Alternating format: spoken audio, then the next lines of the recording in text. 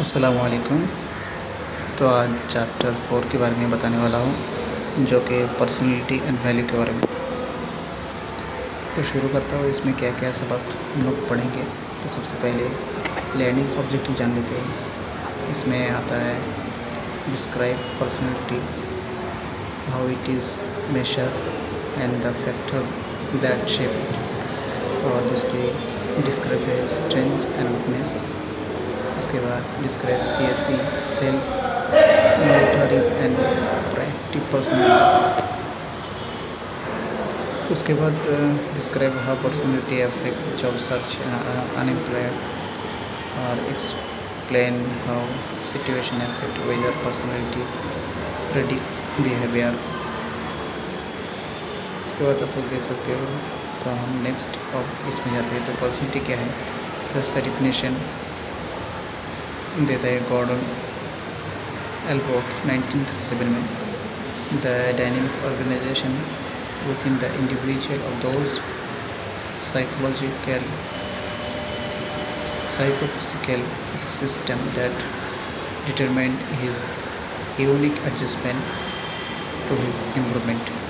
इसमें for OB purpose और measurement personality determinants के बारे में बताता है।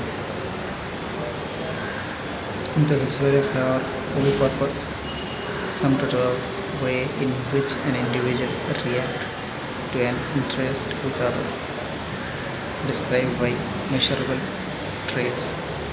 उसके बाद जो है measuring personality, self report survive are most common weakness, response may fake god or show mood based increases in accuracies। उसके बाद personality determine both heredity 40% and improvement 60% shape personality। Research support heredity dominance। उसके बाद देखेंगे तो personality framework MBTI।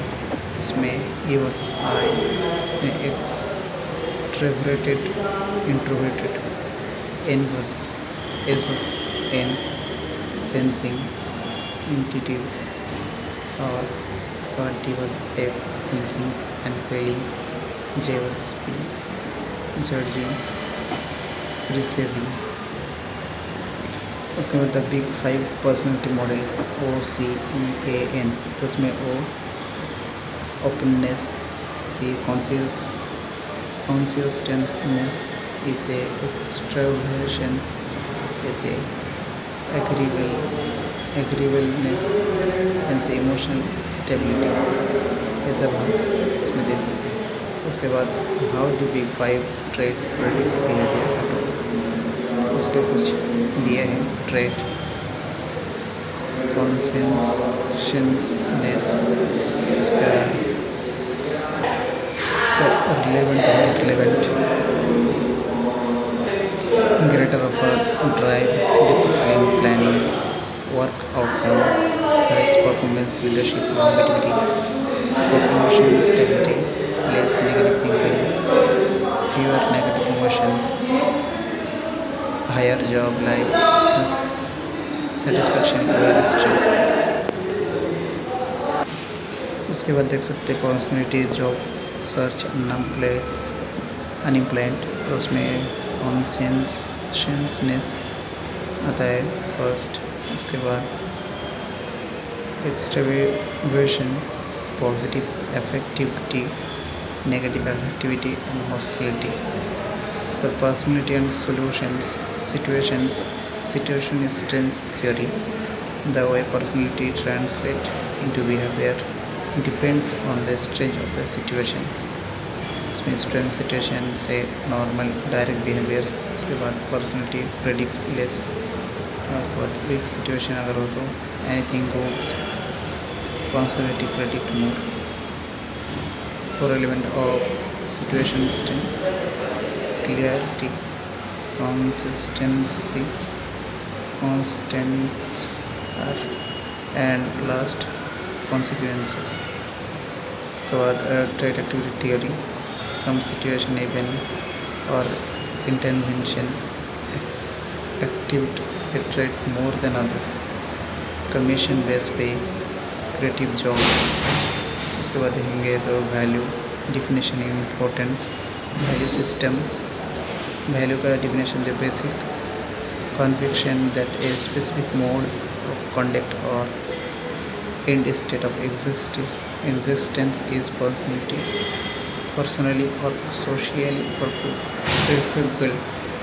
preferable of the opposite or convert mode of conduct or end state of existence। इसमें value system आता है, वही value matter sustainable इंड्योरेंसेस। उसके बाद पर्सनैलिटी लिंक उसमें आता है। लास्ट में देखेंगे तो linking personality to the workplace आता है। और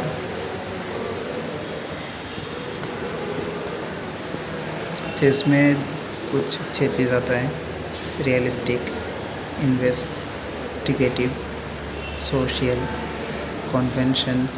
कन्वेंशनल, इंटरप्रेसिंग, आर्टिस्टिक, अच्छी चीज़ आता है इसमें। और नेक्स्ट पर्सनल ऑर्गेनाइजेशन फिट में personality job fit, personal organisation fit, personal group fit, personal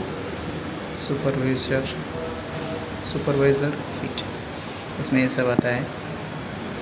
और यही से हमारा चौथा नंबर सबक चैप्टर ख़त्म होता है। सलाम।